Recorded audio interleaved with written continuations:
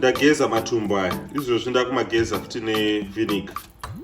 Most of the things I cook anyway ndinogeza nevinegar because vinegar ndo inonyatsozvichenesa kwandiri. Okay, saka ndatanga process yekucheka. Saka I just cut them into medium pieces. Matumbu acho nemakuru.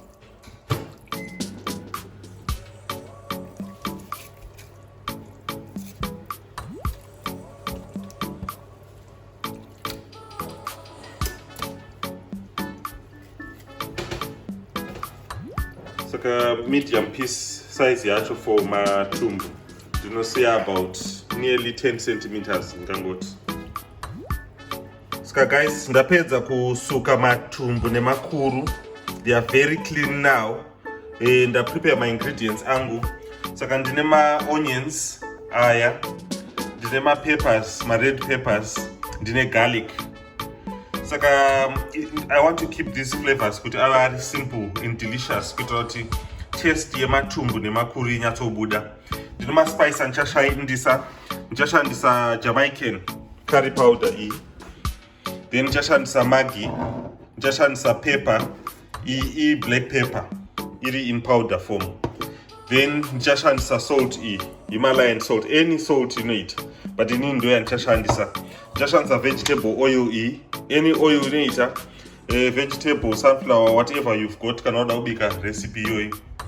But kuti ma flavors anyatsobude, ndisikuda kuconcentrate nemaspice, ndoda kuconcentrate nematumbu acho nemaguru acho.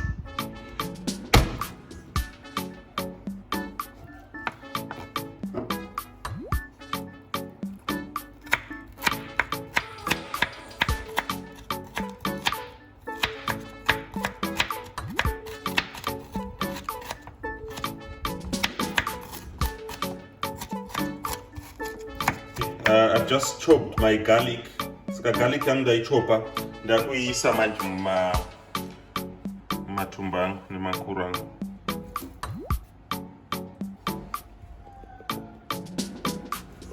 This is my curry powder.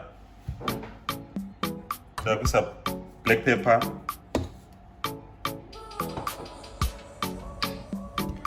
Maggi liquid,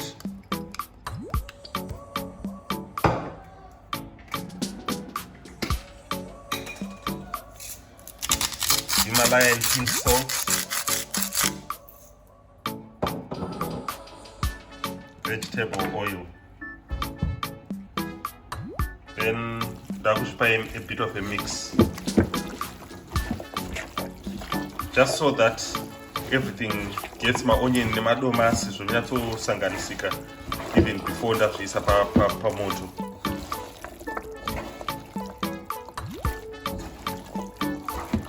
Okay, saka ndazongoisa tumvura tushoma shoma ndakuisa pamoto iri pa low heat.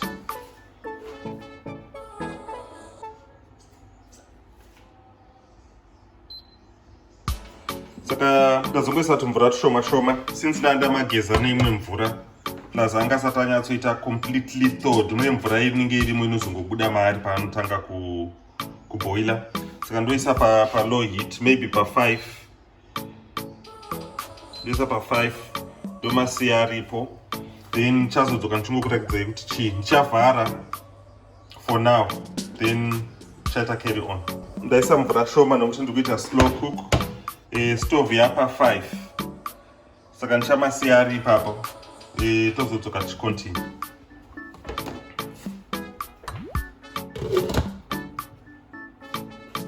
So guys, zvinhu zviya zviri kuboila, ndangoti ndingokurakidzai pazvasvika.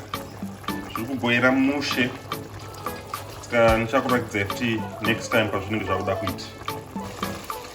Okay guys, saka mvura yaya ndo payasvika. I'm just showing you patasvika. It's slow cooking. Saka mvura iri kuita ichipera, but flavor yese iri kupinda mumaguru nematumbu. It's already looking very delicious, even though tisati tapedza. But ndo pasvika mvura That's where we are in the process. Mukona soup yacho iri kunyatsoita come up.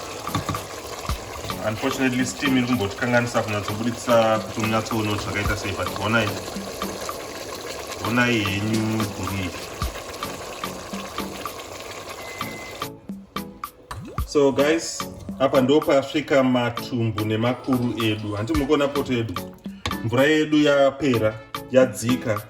Pastage iyi zvinhu zvangu zva 98% pakuibva. Saka kwangosara kungoedha. I've got my ingredients kunoko.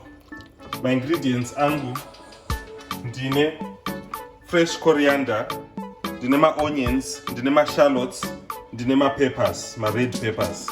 So I'm going to add this to matumbu angu nemaguru. Then we should be done. Kunenge kwakungoisa ndomirira zvinenge zvato ready for dishing. Saka ndichatanga ndaisa zvese at the same time.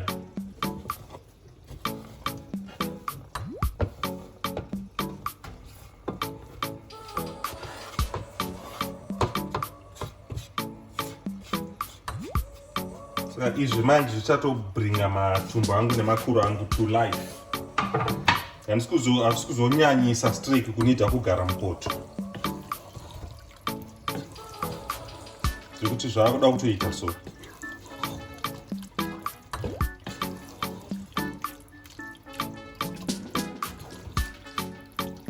Saka zvasangana, that's it. Ndakutongovhara poto iyoyi. Ndotodzima stove. Stove ndadzima, poto yangu ndakuvhara.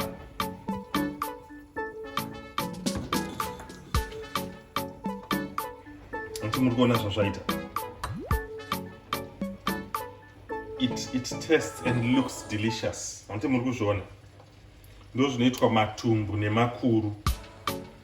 Saka number one thing pamatumbu nemakuru, make sure mamageza zvakanakisa. Because pana amwe anozopedzisira achitesta umombe wacho. Unongosingade zvese izvozvo. Unongotoda kuti riteste huguru kana kuti hudumbu. So make sure you clean it as much as you can. The cleaner it is, the better. To cleaner could be say taste. So ma clean sterek every time that yamnobika matumbu nemakuru. Maka cleaner matopa number one. Then ma spice muno eda amunoda. You don't have to put randaisa in, but ma spice muno eda amunoda imini. Ante mukona. That's going to be delicious. Unotoziva kuti zvichatonaka chete. Zvichatonaka chete. Saka unoseva nezvaunoda, kana uchida sadza, kana uchitoda rice, anything chaunoda kuseva nacho. Guys, thanks for watching. Video ine yasvika painoperera. Please like. Tofarira zvokubika izvi. Saka kana muchida mamwe mavideo, tongoita twakasiyana siyana. Mocheka mavideo ari panapa pa channel pangu.